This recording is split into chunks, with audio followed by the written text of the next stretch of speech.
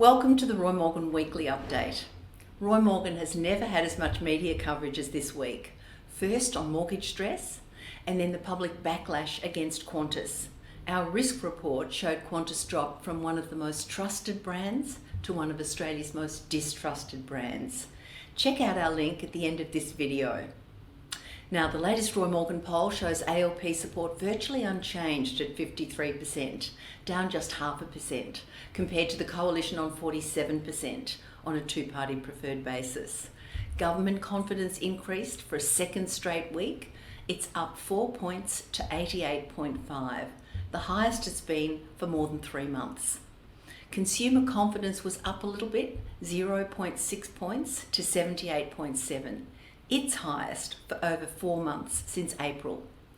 But despite the increase, ANZ Roy Morgan consumer confidence has now spent a record 27 weeks below the mark of 80, alarmingly deep in recessionary risk territory. The June quarter GDP figures are set to be released tomorrow, and they're widely expected to show low or even no growth in the quarter. Inflation expectations were virtually unchanged at 5.3% this week, up from 5.2% last week. Australians are now expecting annual inflation to be 5.3% over the next 2 years. Now a look at business. And there's good news with a jump in business confidence by 7.2 points to 94.7 in August. So as many of you know, Roy Morgan interviews around 1,500 businesses each and every month, and the recovery in business confidence in August follows the Reserve Bank's decision to pause interest rate increases over recent months. Business confidence is now at its highest for 6 months since February of this year. Businesses grew more confident about their own prospects as well as the performance of the Australian economy in August. Having said that, a majority of businesses, 58.3%, expect bad times for the Australian economy over the next year, and 56.3% expect bad times over the next 5 years. So it's not really positive yet. That said, some sectors are far more confident than others. The most confident industry for the 5th straight month is again education and training, which is now on 118, almost 30 points above the national average for business confidence. A clear beneficiary of the Reserve Bank's decision to pause interest rate increases is the finance and insurance industry, which is up 46.2 points from a year ago to 115. That's the largest increase of any industry.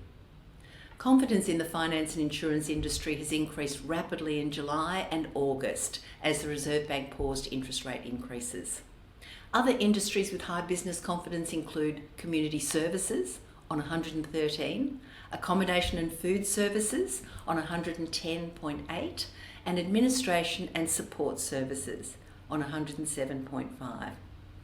In contrast, the retail industry is really feeling the brunt of interest rate increases and high inflation, cost of living pressure, and now has clearly the lowest confidence of any industry at only 60.1 in August. Another industry clearly impacted by the string of interest rate increases is property and business services on only 74.9, second lowest of all. Now, turning to our neighbours across the ditch, New Zealand. New Zealand faces an election next month, and the latest results from Roy Morgan's surveying in August show a clear favourite. In August, support for a potential national ACT NZ coalition increased to 49%. That's enough to gain a majority of seats at next month's election. This right-leaning coalition is now 12.5 percentage points ahead of the governing Labor-Greens coalition that are on 36.5%. Support for other minor parties was down in August to 14.5. On these results, National leader Chris Luxon is favoured to become New Zealand's 42nd Prime Minister next month. Although Luxon's favoured to become the Prime Minister, support for his National has not strengthened this year and was in fact down 2.5 percentage points in August to only 31%. In fact, support for National has steadily declined this year after reaching a peak of 39% in November 2022. Likely coalition partner ACT NZ has picked up the slack. ACT support was up 4 percentage points to 18% in August.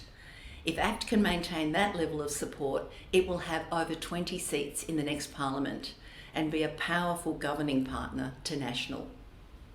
In contrast, support for the governing Labor Party continues to fall and was down 2 percentage points to only 24% in August. If Labor's vote at the election drops to this level, it would be the worst election performance for the party for over 100 years, since 1922, when it scored only 23.7% of the vote. Based on Roy Morgan's polling in August, National and ACT NZ are set to form New Zealand's next government in coalition. And that's a wrap for this week.